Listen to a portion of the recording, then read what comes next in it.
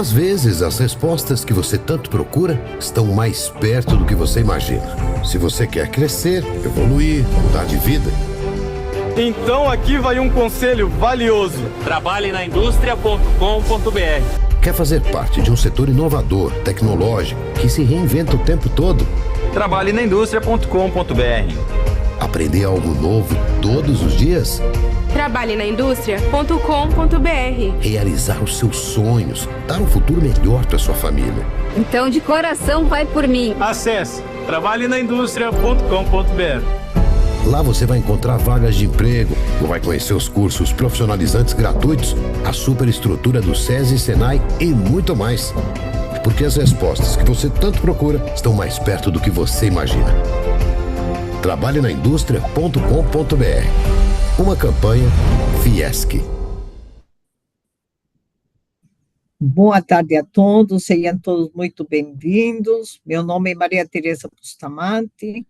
Vocês que participam aqui de nossos eventos do Sistema Fiesc, sabem que podem me chamar de Maitê, eu estou de chefe de gabinete da presidência do Sistema Fiesc, mas aqui eu estou como presidente da Câmara de Comércio Exterior, responsável pela área de internacionalização. Nós estamos hoje realizando um evento voltado a tratar de temas que dizem respeito à União Europeia e que têm íntima vinculação com a indústria catarinense. Primeiramente, gostaria de compartilhar com vocês que me encontro em Santiago de Chile. Esta é uma visita que estamos fazendo às autoridades industriais chilenos com o objetivo de promover a realização em breve de uma missão comercial institucional para promover o intercâmbio com o Chile. Estou acompanhada aqui da Jéssica Schulz, que integra também a nossa equipe de especialistas da área de internacionalização. Como vocês podem observar, nós temos aqui na tela também participando o Paulo Queires, que é o gerente de internacionalização, o Luiz Felipe, que integra também a equipe, e temos dois convidados especiais hoje, que é a Maísa Fischer e o Alexandre Jaleco. A Maísa Fischer é uma colega nossa, amiga pessoal minha de muitos anos, uma especialista em direito comercial internacional, e ela hoje, junto com o Alexandre Jaleco, vão falar sobre a apresentação do Programa 2030, que é uma iniciativa do governo de Portugal, que algumas indústrias catarinenses já aproveitaram bastante essa iniciativa do governo português e que nós gostaríamos de compartilhar com vocês. Bom, a primeira parte desta apresentação vai ser conversar com vocês sobre a nova diretiva europeia de sustentabilidade corporativa que está já publicada oficialmente. Depois que eu faça a apresentação, nós vamos convidar então a Maísa a seguir e o Alexandre para seguir essa apresentação, e eu, infelizmente, não vou conseguir ficar até o final dela por causa dos compromissos institucionais que nós temos aqui em Santiago e terminar essa agenda. Então, podemos começar, já pode passar a primeira lâmina. A diretiva de sustentabilidade corporativa, due diligence, ela remete obrigatoriamente a conhecer mais uma regulação da União Europeia que se soma às que nós já temos em plena vigência, que é o CBAM, né, que trata da necessidade de você demonstrar que o produto que você exporta não tem nenhuma contaminação, ou não foi plantado, ou não foi fabricado em áreas que tenham desmatamento. E temos a outra regulação, que é a chamada de desflorestação, que também fala a respeito do mercado de carbono, da necessidade de você demonstrar que um produto exportado de qualquer lugar do mundo para a União Europeia está dentro de programas de redução de emissão de gases de carbono. Mas esta diretiva especificamente, ela é totalmente diferente. Ela é uma diretiva voltada para olhar internamente ao processo de gestão corporativa. E esse é o ponto mais relevante que nós queremos compartilhar com vocês. Pode passar. Então, primeiramente, dizer que ela não caiu de paraquedas, não é uma diretiva que nasceu agora em 2024, não. Para quem já acompanha a discussão de direitos humanos, direitos trabalhistas, sabe que desde 2017, a partir de uma iniciativa do governo francês, que publicou justamente a primeira lei sobre o dever de diligência, ou seja, o dever de você acompanhar, mitigar, orientar e vigiar o cumprimento de direitos humanos. E a partir de 2017, nós vemos aí uma série de iniciativas que foram surgindo a partir desta proposta já em plena vigência na França em 2017. Essas iniciativas que foram surgindo tanto na Holanda, depois na própria OECD, como uma norma para as empresas multinacionais, a Organização Internacional do Trabalho, as Nações Unidas, todas elas foram acrescentando esse dever de diligência dentro do processo de gestão empresarial. E em 2022, finalmente, depois de muito debate, muita discussão, o Parlamento Europeu apresentou a primeira proposta, que terminou, então, surgindo também na Alemanha, já muito mais completa, e o fato de países europeus terem já incluído nos seus ordenamentos locais esse tipo de regulação, levou, então, ao Parlamento Europeu a colocar o tema efetivamente de uma maneira comunitária. Pode passar. Isso.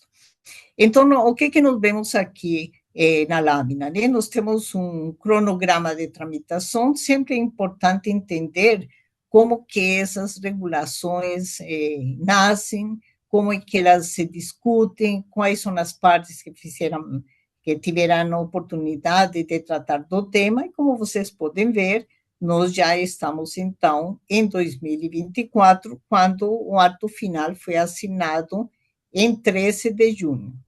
Obviamente, não foi uma discussão tranquila, muito pelo contrário, ao longo desse período todo, teve muitas intervenções de vários países, haviam propostas muito mais drásticas e rigorosas das exigências, que terminam, então, sendo bastante reduzidas aos olhos dos participantes de alguns países europeus, que entendiam que deveria ser muito mais rigorosa esta diretiva, que termina sendo aprovada em 13 de junho de 2024 e publicada oficialmente em 5 de julho de 2024. Pode passar. Bom, o que é importante agora para vocês observarem?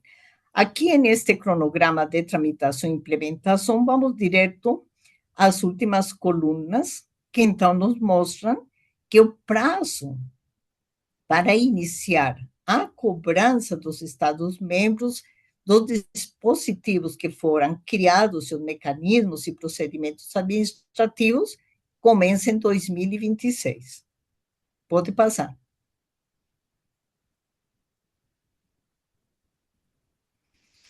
Qual é o objetivo dessa diretiva do dever de diligência? Primeiramente, ter presente que a partir de 2026, o que não significa que vai começar em janeiro de 2026. As indústrias europeias já estão organizadas para verificar de que maneira elas vão poder dar conta do cumprimento das exigências desse dever de diligência, que significa demonstrar documentalmente que está sendo cumprido o quê? Justamente os 3 pilares da matriz chamada ESG, que é meio ambiente, responsabilidade social e governança corporativa. Então, essa matriz ESG, hoje, já temos um debate bastante forte no mundo da indústria e dos negócios, porque ela teve um auge nos últimos 2 anos, praticamente, como algo muito novo, muito relevante, mas também, neste momento, se discute bastante a efetividade da aplicação dessas normas por parte das companhias, né? Das empresas. Então, o que esta diretiva traz de obrigatoriedade? Que você vai ter que demonstrar, por meio desses documentos que ainda vão ser listados, quais são os meios de cumprimento dessa matriz e como que você efetivamente está efetivando medidas de combate aos impactos que possa estar tendo por empresa. Então, a empresa tem muita discussão de direitos trabalhistas, tipo ações trabalhistas por questões de trabalho escravo, trabalho infantil, falta assédios, tudo aquilo que diz respeito aos direitos humanos, por exemplo. Então, essa diretiva obrigatoriamente traz a necessidade de que cada empresa tenha uma política definida a cada pilar destes e possa demonstrar com documentação, com provas evidentes, que ela tem uma política de respeito aos direitos humanos, direitos trabalhistas, ao meio ambiente, à governança corporativa, e isso significa, obrigatoriamente, incluir no planejamento estratégico de cada companhia quais são as obrigações contratuais que devem ser oferecidas, o custo que todas essas exigências vão trazer para as companhias e que modifica bastante o plano de negócios. Essa diretiva também ela demonstra o reconhecimento obrigatório de que há necessidade de prazo e de investimento por meio da União Europeia, pequena e média empresa que não tem recursos necessários para dar esse cumprimento. Então, essa diretiva se aplica às empresas estabelecidas na União Europeia, mas se aplica e se exige a demonstração de todas as empresas estrangeiras fornecedoras de produtos, insumos, matéria-prima, produtos intermediários, componentes para a empresa estabelecida na União Europeia. Quando que vai ser, então, iniciada essa exigência de prova documental? A partir de 5 de julho de 2026. E é bom também ter presente que perpassa as empresas de serviço, aquelas que têm, que trabalham com franquias, por exemplo, também vão ter a obrigatoriedade desta demonstração. Tem algumas regras de transição, que é o que eles prevêem, né? Um plano de transição que vai ser publicado ainda, onde vai ter a determinação clara de como as empresas vão trabalhar com algumas situações que elas avaliam que necessitam de mais tempo para tomar medidas de solução adequadas em acordo à diretiva, Por exemplo, na questão do meio ambiente, elas têm que demonstrar que têm planos de investimento em relação à necessidade de combater o aquecimento e cumprir com a norma do Acordo de Paris. Ou aquelas que, por acaso, tenham tido alguma denúncia por violação de direitos humanos, como é que elas estão tratando o tema e que medidas disciplinares foram tomadas.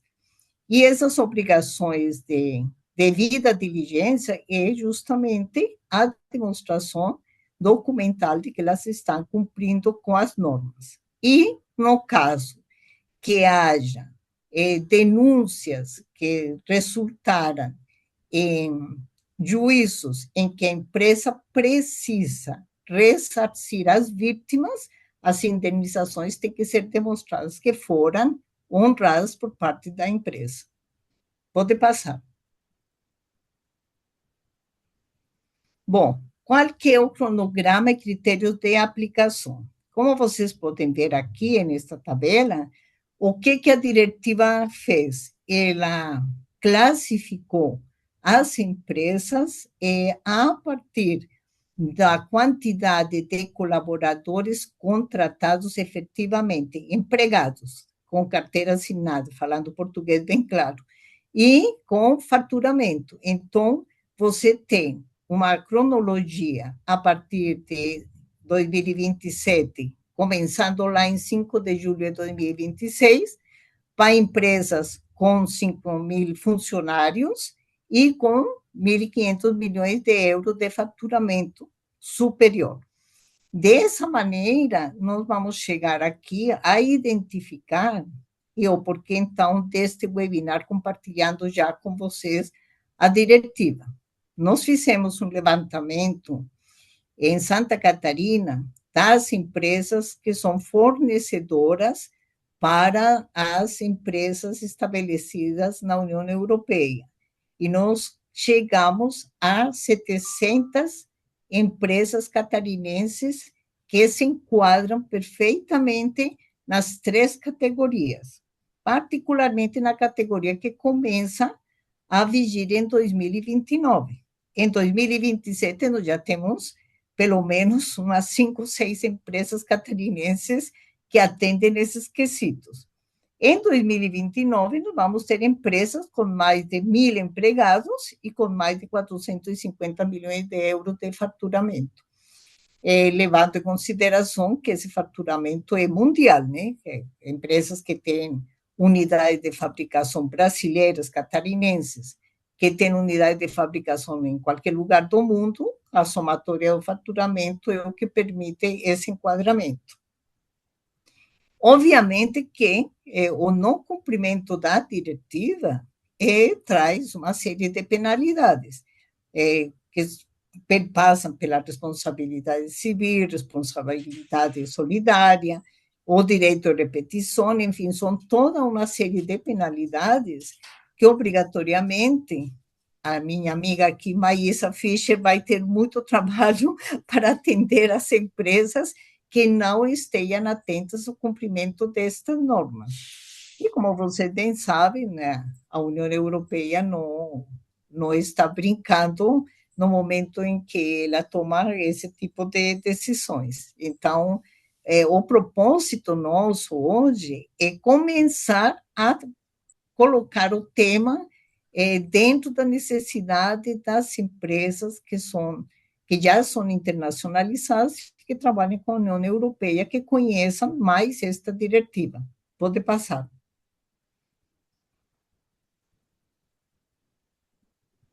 Bom, quais são as obrigações que, neste momento, estão em plena vigência? Os Estados-membros, cada país, então, vai ter que criar um portal que vai ficar disponível para que as empresas possam consultar esse portal e identificar quais são as documentações, que são as provas do dever de diligência que ela vai ter que cumprir, vai definir quem que é a autoridade local que vai supervisar esse cumprimento, vai definir com clareza a autoridade que diz respeito a direitos humanos, e que é o naming e o shaming, que é uma figura que se utiliza muito para demonstrar práticas abusivas em relação ao trabalho em si. E depois, cada país vai definir como aplica multa de até 5% do faturamento líquido mundial para as empresas que não cumpram com essas formalidades. Está sendo criada uma rede europeia de autoridades de supervisão, ou seja, cada país vai identificar, como está aqui dito, no portal, quem que é a autoridade que vai ser responsável pela vigilância do cumprimento da norma. Essa rede, então, vai incluir todas essas autoridades locais, de maneira que eles possam definir como ter normas de cooperação e de intercâmbio de práticas recomendadas entre as empresas e, principalmente, ter normas gerais específicas por setor de produção. Por último, e não menos importante, né, eles fazem ressaltam bastante na norma que o dever de agir é dos sócios, não é exclusivamente voltado para quem dirige a empresa, que seriam os executivos, o CEO, o presidente, não. A regra da diretiva abrange os acionistas. Então, o dever de agir, que é o due diligence, é dos sócios, dos diretores, e que mesmo que eles estejam na defesa dos seus próprios interesses, acima de tudo, tem que colocar o cumprimento da norma como absolutamente prioritário. Pode passar.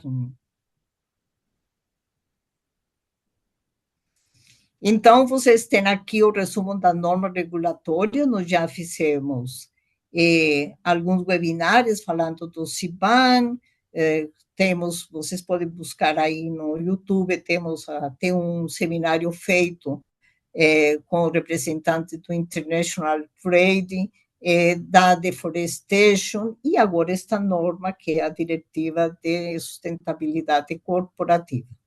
Então, nós estamos muito atentos na federação a compartilhar com a indústria catarinense a necessidade dela manter os programas de exportação sempre olhando para o cumprimento das normas da União Europeia para evitar penalidades e frustrações desnecessárias. Pode passar. Bom, o que se espera efetivamente com a norma?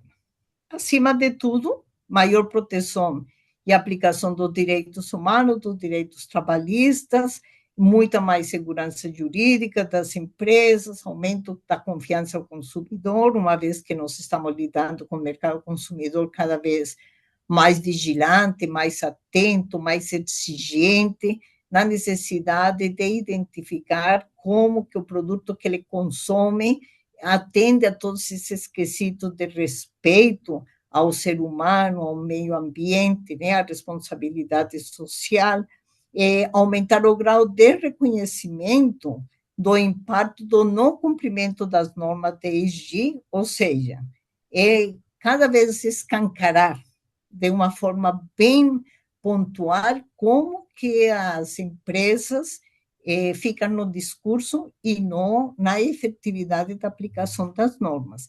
E é isso que é importante. E, por último, lembrar que, obviamente, a matriz de riscos toma uma dimensão bastante alta para as empresas, porque essas 3 normas reguladoras implicam obrigatoriamente em investimentos, em práticas de melhoria, de mais governança e de muito mais investimento em profissionais que possam efetivamente colocar essas normas em pleno funcionamento. Pode passar.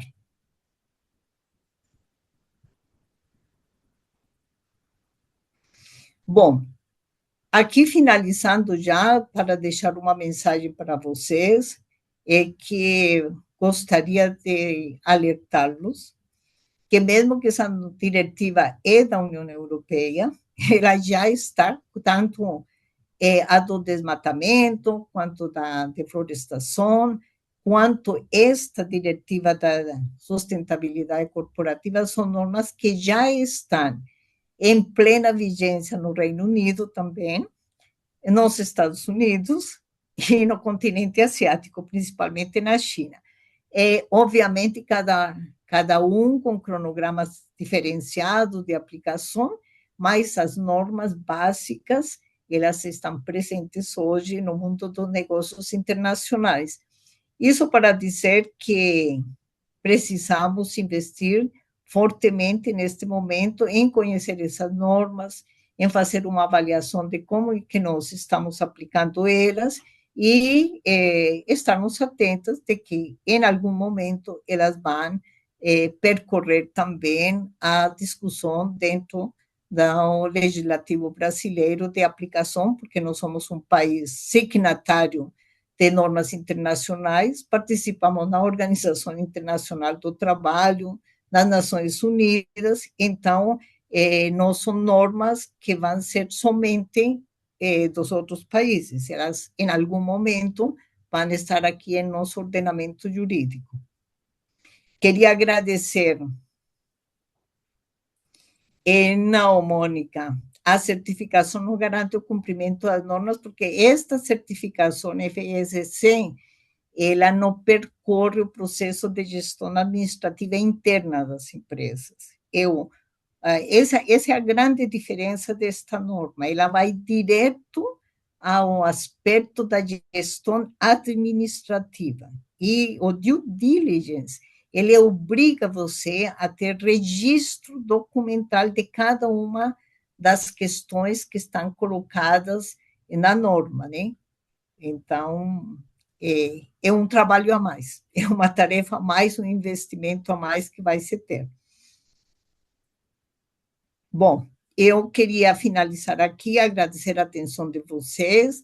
Eu vou, então, pedir para o Pablo Queres dar continuidade ao evento, convidar a Maísa Fischer e ao Alexandre Jaleco a fazer a apresentação sobre o programa da iniciativa do governo de Portugal, chamado Programa 2030, e deixo vocês com eles para que possam, então, dar continuidade ao webinar. Agradeço muito a atenção, conto com a compreensão de vocês, porque eu sou obrigada a me retirar, não consigo ficar até o final, mas estou à inteira disposição na federação a partir da sexta-feira desta semana, para quem queira ter alguma conversa específica sobre o tema da diretiva, se quiser fazer uma consulta, se quiser ter uma reunião virtual, estamos à inteira disposição. O Paulo,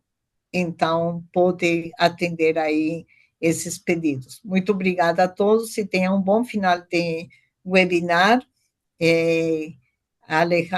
Alexandre e Maísa, a palavra é com vocês. Muito obrigada, Maitê, e excelente apresentação. É um motivo a mais para nós colocarmos a nossa apresentação nesse mesmo ritmo, né? Estar em Portugal significa também estar em compliance com as diretivas da União Europeia. Então, eu gostaria de rapidamente apresentar o Alexandre Jaleco para vocês. Alexandre é natural de Évora, Portugal, e tem atuado como gestor de empresas e responsável, entre 99 e 2006, pelo desenvolvimento de negócios em sistemas de franquia, tanto em Portugal como na Espanha. E durante esse período também desempenhou funções associativas, como diretor da Associação Nacional dos Jovens Empresários da região do Alentejo.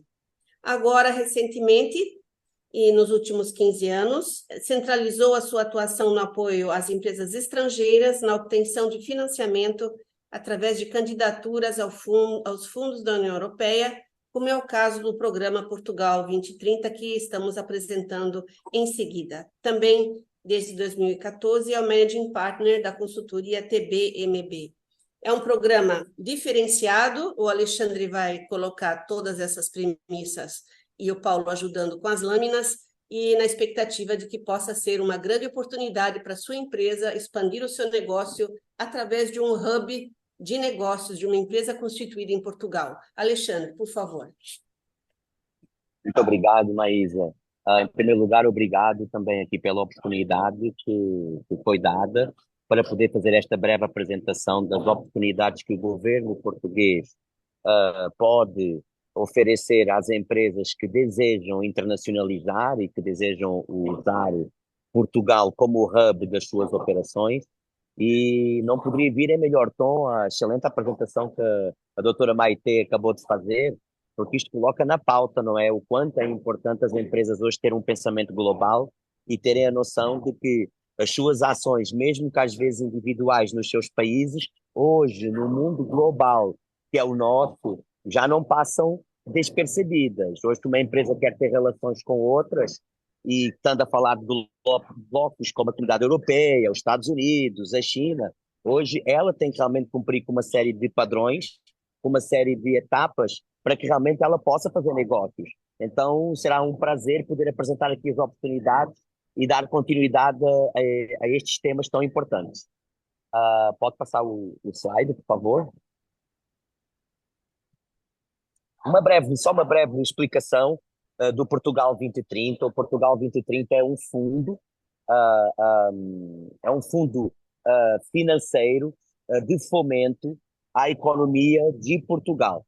Eu diria que é talvez a maior ferramenta que está disponível do governo português para apoiar as micro, pequenas e médias empresas de Portugal.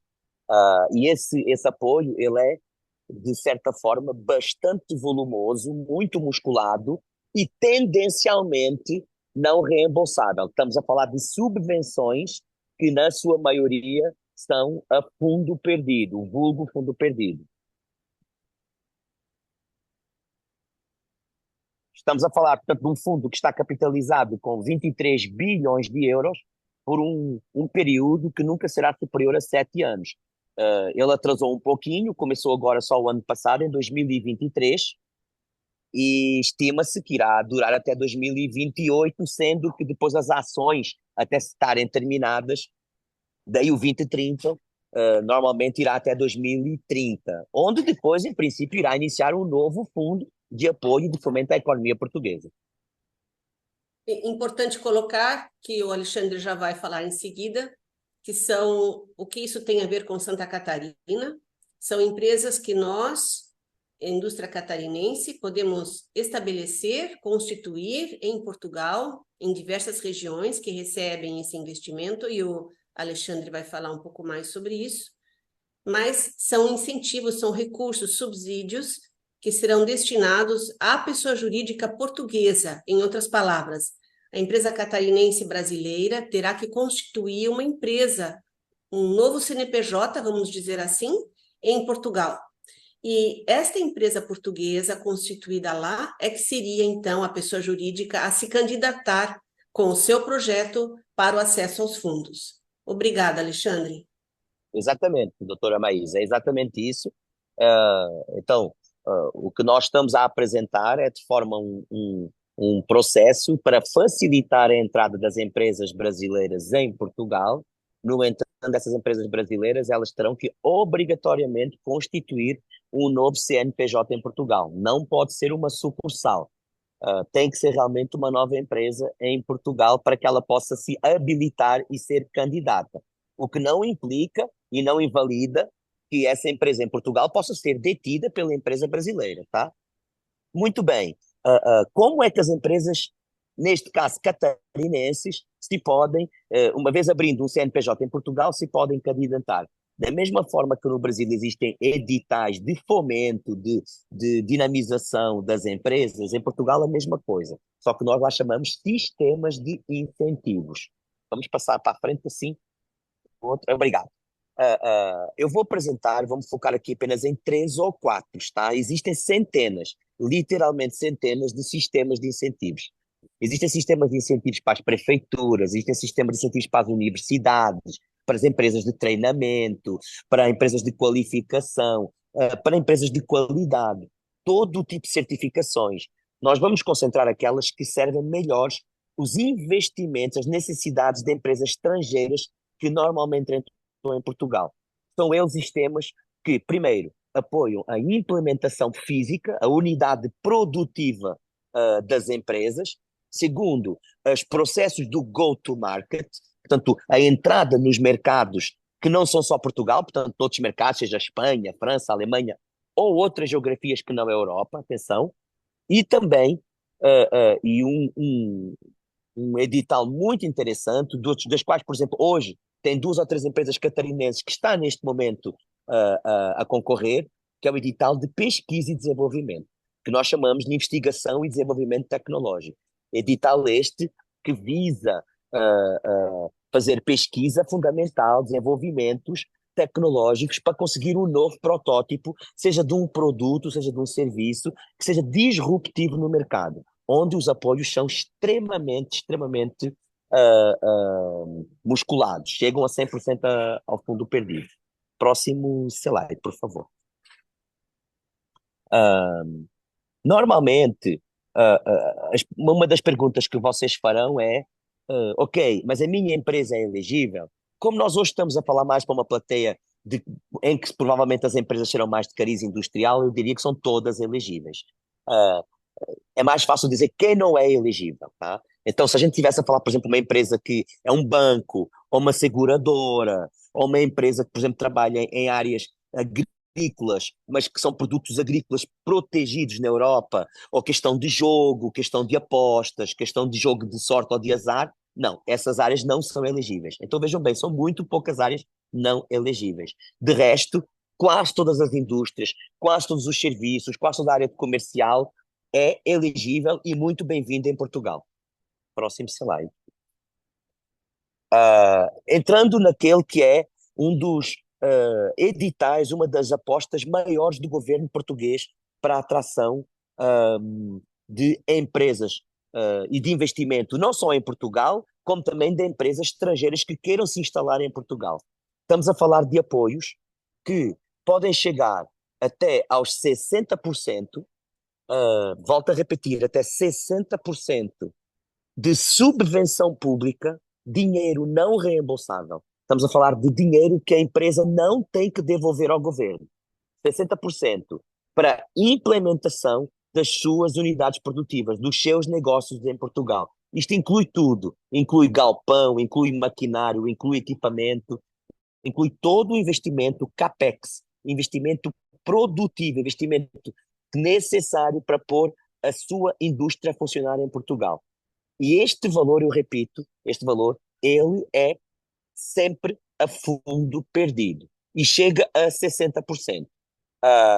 Tem mínimos, tem máximos, como está no quadro, dependendo do tipo de projeto, como vocês veem, pode chegar a 25 milhões de euros um projeto de investimento. Nós temos um caso de uma indústria de Santa Catarina que fez um projeto de 21 milhões de euros em Portugal. Então, vejam que realmente esse valor é bastante considerável. E tem valores mínimos. Para pequenas indústrias, terá que ficar num edital que vai até 350 mil ou 400 mil euros. Para indústrias um pouquinho maiores, começa ao contrário, começa um valor mais baixo, mas o valor alto é muito elevado. Além disto, ainda estamos a falar que, complementarmente, poderão haver apoios para a contratação de recursos humanos qualificados, isto é, contratação de recursos humanos com grau académico mínimo, com licenciatura. E estes valores poderão também ser bastante consideráveis. Estamos a falar de apoios que podem chegar a 3 anos de salários e que o apoio será cerca de 50% a fundo perdido durante 3 anos desse salário. Então, estamos a falar de apoios, além da implementação física do negócio, ainda irão haver apoios para a parte humana, ok? Próximo slide, por favor. Para além disto, vejam bem, o governo português não se preocupa só em atrair, em colocar a sua empresa, seja ela brasileira, seja de outros países, ou então seja ela mesmo portuguesa, a funcionar, a produzir. Ela quer, essencialmente, que a empresa vá para os mercados. Este go-to-market é exportação. ela quer que a empresa procure mercados para além de Portugal. Seja na Europa, seja na Ásia, seja na América, seja na América Latina, pouco importa. Seja em África, o que ela dá é condições para que a empresa possa fazer esse tipo de investimento. E para isso, ela vai também entregar um subsídio que normalmente anda entre os 40% a 50%, repito, a fundo perdido, portanto, um incentivo não reembolsável, é uma subvenção pública para que todas as ações mercadológicas e marketing nesses países, seja presença em feira, viagens, hotel, marketing digital, marketing tradicional, visitas ao mercado, follow-up das visitas, relações públicas, tudo que seja para aumentar a exposição, a divulgação, a conquista de mercados, entra nestes editais.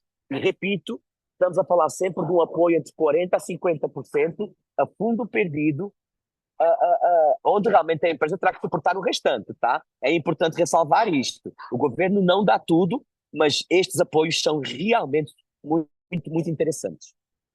Próximo slide. E entramos agora naquilo que é o P&D. Existem projetos, existem programas no governo brasileiro, eu sei, já acompanhei alguns, também de pesquisa e desenvolvimento para as empresas brasileiras.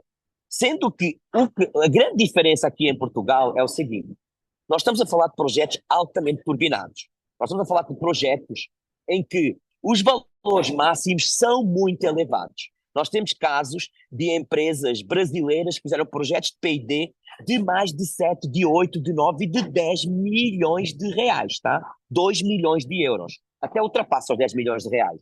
Então os valores são muito altos. Estamos a falar de projetos de pesquisa e desenvolvimento para realmente novos protótipos, novos produtos, produtos disruptivos no mercado, que possam fazer a diferença, mas que tenham desenvolvimentos muito custosos, muito dispendiosos, e que na Europa esse montante realmente é possível conseguir.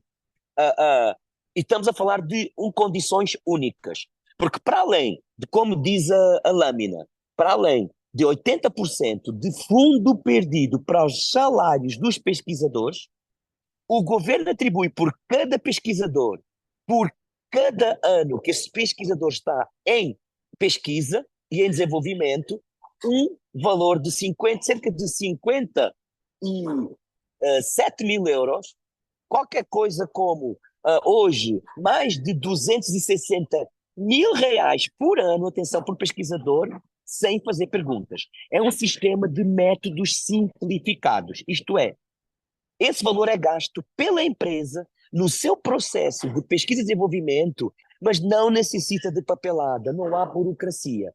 A grande preocupação do governo é controlar o trabalho dos pesquisadores. O resto, seja equipamentos, seja viagens, seja contacto com o mercado, seja compra de materiais laboratoriais, veja bem, é de acordo com a necessidade da empresa e de acordo com esse orçamento por pesquisador. Daí que nós dizemos que estes projetos normalmente cobrem mais de 100% a fundo perdido. Por quê? Porque se o gestor do projeto souber gerir bem o projeto, ele não só consegue cobrir os salários, como ainda consegue cobrir grande parte dos investimentos, grande parte dos equipamentos, grande parte dos custos extras da empresa, e ainda poderá sobrar algum dinheiro. E, para além disso, é um sistema simplificado. Eu sei que, normalmente, a grande dor das empresas no Brasil, nestes projetos, é a burocracia, o tempo para pagamento, as dificuldades que é demonstrar o que quer que seja. Então, foi criado um processo em Portugal extremamente desburocratizado, em que realmente a questão dos horários, das horas de trabalho e dos deliverables, dos entregáveis dos pesquisadores é altamente controlado, mas tudo o resto fica simplificado. Passaremos para a próxima lâmina, por favor. Muito obrigado. Outra pergunta que me podem fazer. Ok, Alexandre, é tudo bonito, adoramos, mas como funciona, não é? Como é que isto funciona? Ora bem, como no Brasil. Nós temos que fazer uma aplicação, temos que fazer o projeto. Normalmente esse projeto eu diria que é um super plano de negócios, ou um super estudo turbinado com esteroides, tá? Peço desculpa pelo uso da palavra, mas é verdade. São trabalhos muito profundos, que estão apresentados a uma banca de análise e, portanto, e dependemos das aberturas dos editais. Normalmente esses editais estão abertos, há datas de abertura e datas de encerramento, normalmente sempre disponíveis 2 a 3 vezes ao ano, e depois de entregue, o fundo demora cerca de 100 dias de calendário para analisar. E vem a resposta. Ao fim de 100 dias, 110 dias, virá a resposta, normalmente espera-se que positiva. E aqui entramos realmente na parte boa, porque quando vem a resposta positiva é tudo online. Não há contacto pessoal com o fundo. Vem uma proposta de aprovação, vem logo, de imediato, poucos dias depois, o contrato para assinatura online, assina-se o contrato com o fundo e depois começam a ser liberadas as primeiras tranches. A primeira tranche, liberada pelo governo, ela é liberada de forma automática, 10%. Online, imaginem, só temos que assinar contrato e ter todas as condições preliminares cumpridas, não é? Imaginemos, vou dar um exemplo, uma empresa industrial, ela tem que ter o galpão, ou tem que ter o início de obra na prefeitura licenciado. São pequenas coisas, atenção, não foge ao padrão, mas nada de complicado, mas tem que cumprir com regras. A partir daí começa uma regra de ou pagamentos por adiantamento ou pagamentos por ressarcimento. Em Portugal existe a possibilidade de os empresários reunirem as notas fiscais, ainda não pagas, repito, ainda não pagas, que foram conseguidas juntos dos fornecedores. Os fornecedores passaram a nota fiscal, mas não entregaram o produto, não entregaram a máquina. É apenas um documento. É uma promessa, no fim de contas, de que irá ser entregue a máquina desde que eu seja pago, não é? Desde que o fornecedor seja pago.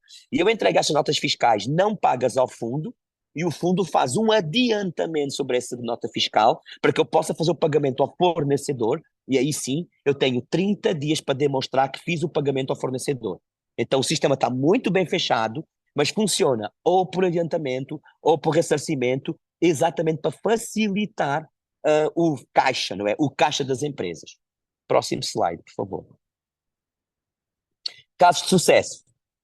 Nós temos alguns para apresentar, eu vou ser bastante breve, até para não usar muito o vosso tempo. Muitos deles são de empresas brasileiras, por exemplo, Brinova, uma empresa do Nordeste, fez um projeto muito interessante, este projeto grande, está um projeto hoje de quase de 30 milhões de reais, são projetos fitossanitários e terápicos, mais para a indústria PET, indústrias dos cachorrinhos e dos gatos, mas um projeto muito interessante. Este é um projeto agroalimentar, o Fábio e Miriam, da Açaí. Portanto, nós já fizemos 3 ou 4 projetos da Açaí em Portugal. O açaí virou moda na Europa, não sei se sabem. É uma indústria, o açaí vai em polpa, em bruto, em natura do Brasil, e lá é transformado em Portugal, envasado, feito o labeling, feito todas os mixes, tudo, e exportado para os diferentes países de acordo com a língua, de acordo com os gostos e de acordo com os sabores. Portanto, toda a parte final do negócio é feita em Portugal. Próximo slide, obrigado. 2 exemplos aqui, também só para não dar exemplos do Brasil, não é? A Chem Union, sim, é de Sorocaba, uma empresa na área química, para a área farmacêutica. Estamos a falar de uma indústria totalmente de produtos, de insumos químicos, são os insumos base para a indústria farmacêutica. E a MBD, essa é uma empresa portuguesa na área do turismo, na área da hotelaria, e que foi um projeto que nós fizemos na área da hotelaria. Estes exemplos são importantes para quê? Para mostrar as várias áreas: química, turismo, agroalimentar, fitossanitários, produtos alimentares. Pouco importa, tudo é bem-vindo em Portugal desde que tenha o mínimo de inovação. Próximo slide. A EasyAim é uma empresa muito interessante. Aqui estamos a falar de uma empresa de tecnologia pura. Eles fizeram um projeto de P&D. Este projeto de P&D originou uma arma de simulador de tiro para forças de policiais e forças especiais. E vocês acreditem, o sucesso foi tão grande, que hoje a EasyAim é um dos principais fornecedores de simuladores de tiros para as forças policiais em Portugal, com vários contratos já assinados e com vendas já feitas. Então é a prova de que um projeto de P&D, que nasceu lá atrás, que demorou 2 anos a ser conseguido, produziu um protótipo altamente vendável e hoje é um fornecedor das forças policiais. Então, um projeto de tecnologia, porque tem muita tecnologia embutida, todo o simulador de tiro é feito com algoritmo, feito com sinalização de laser, não há pólvora, não há bala. A arma é verdadeira, mas tudo o resto é digital. Próximo slide. CPEC. Nós gostamos sempre de acabar em grande, não é? A CPEC é de Santa Catarina, talvez alguns de vocês conheçam. É uma das maiores envasadoras, não é? Fez um projeto agora, nós tivemos muito gosto de ir à inauguração, se não me engano foi há 2 meses, um projeto gigante de 21 milhões de euros lá em Portugal, e é uma das grandes empresas de Santa Catarina que realmente fez esse processo, esse projeto muito grande, e conseguiu um grande apoio do governo português, e hoje é um sucesso que está dando os primeiros passos, mas que já abriu em Portugal. E a CIMAX é outro projeto não tão grande quanto a CIPEC, é um projeto de hidroavião. Eu não sei se vocês sabem, mas a 4ª ou a 5ª maior companhia de hidroavião do mundo é brasileira, chama-se CIMAX, e eles vão produzir um hidroavião, um avião anfíbio, né, que pousa na água, em Portugal, cujo grande mercado deste negócio está nos Estados Unidos e no Canadá e na Ásia. Então imagina, eles foram para Portugal para produzir um tipo de avião altamente pretendido nos Estados Unidos. Então, às vezes o nosso negócio, e eu quero só deixar aqui uma nota em rodapé, finalizadora, muitas vezes o nosso negócio não tem que estar próximo. Muitas vezes o nosso negócio ele tem que estar onde ele existe. O que nós temos é que ter condições para produzir de forma profissional, produto bom, competitivo, e a um preço aceitável pelo mercado. Foi isso que a CIMAX fez. Uma vez que o avião é fabricado em Portugal, ele já leva uma marcação Comunidade Europeia, chamada marcação CE. E quase todas as normas de aviação de Portugal e da Europa, elas servem para os Estados Unidos. Então, ao fabricar em Portugal, basicamente esse avião tem uma venda praticamente imediata no mercado americano. Penso que ainda haverá um último slide, que é para a Maísa agora falar um pouquinho. Está com o áudio desligado. E fazemos o fechamento, então, agora, só com uma pequena mensagem de que a África está no jogo também, né? Nós sempre pensamos em exportar, eu sei que o Brasil tem várias iniciativas de empresas que já exportam à África, mas Portugal está muito mais próximo da África do que o Brasil. E, logisticamente, faz todo sentido. Os portos de Portugal são muito competitivos, estão todos interligados nos 3 modais, e em 2 horas você está no norte da África. E eu gostaria de dizer a vocês que está nos planos, né, desse acordo para a criação da área de livre comércio, foi assinado. Como aqui eu não consigo ler toda a lâmina, porque eu tenho aqui uma faixa que me coloca vocês aqui no vídeo, eu não vejo toda a lâmina, mas eu queria dizer para vocês que, incluindo todos os países africanos, nós temos, então, a colônia, né, da língua oficial portuguesa na África, que é a PALOP, e que este acordo de livre comércio, esta área de livre comércio, já foi ratificado por 31 países.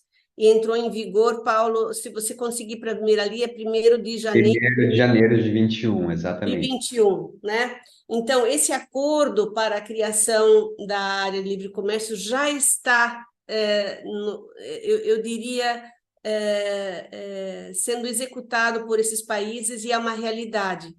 E se você tem uma empresa em Portugal, e se você tem a certificação também, a CE da União Europeia, etc., os acordos de livre comércio que existem, então, com esses 54 países e a União Europeia, facilitam demasiadamente a sua entrada nesses países africanos.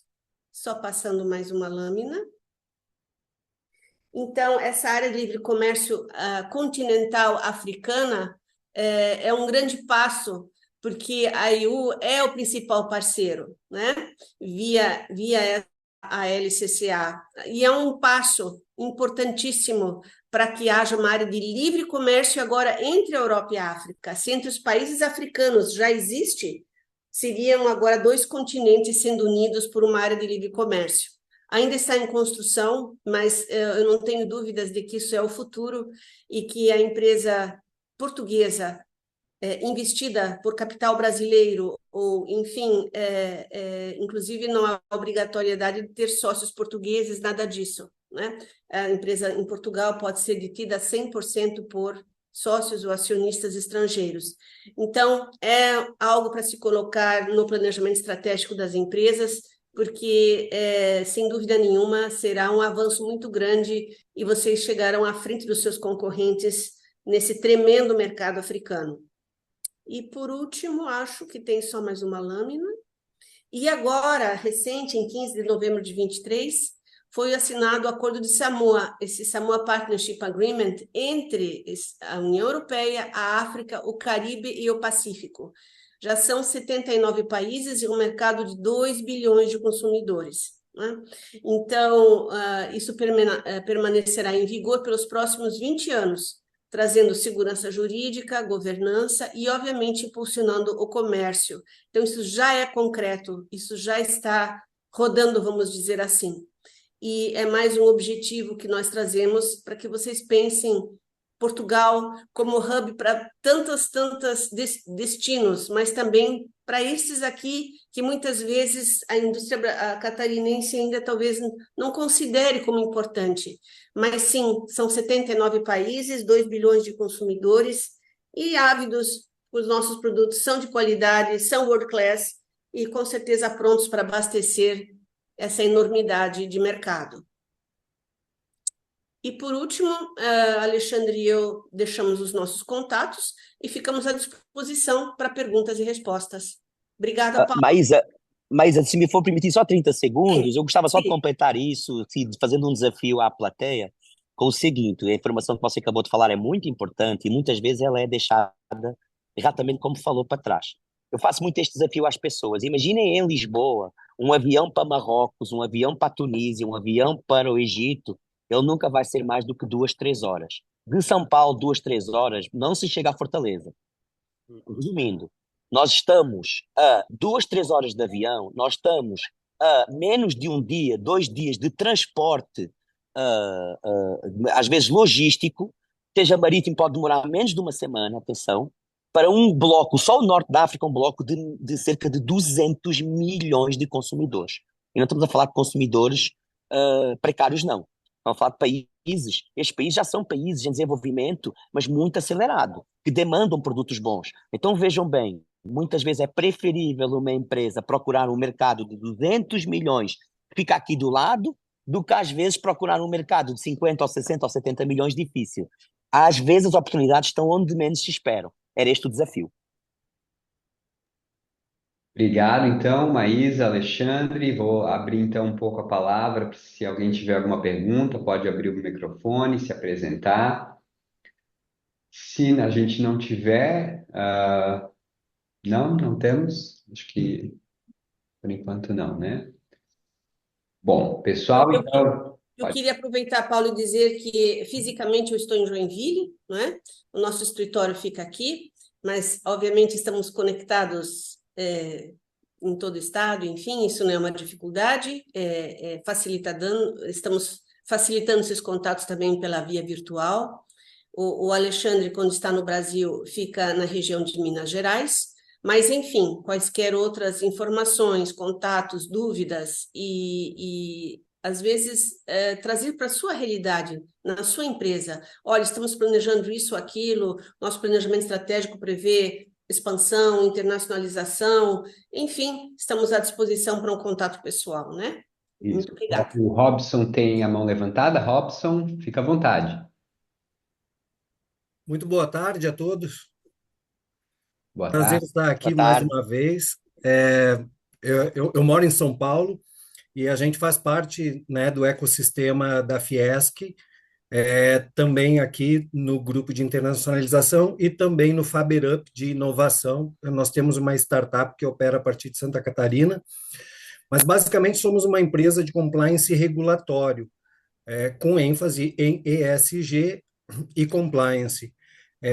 Parte da nossa empresa, do grupo Vicom, é a escola profissionalizante com foco em soluções de compliance e adequação regulatória. O Brasil está avançando bastante no arcabouço regulatório de sustentabilidade e de direitos humanos, que inclusive está tramitando em Brasília, sempre, né, a reboque do que acontece na Europa.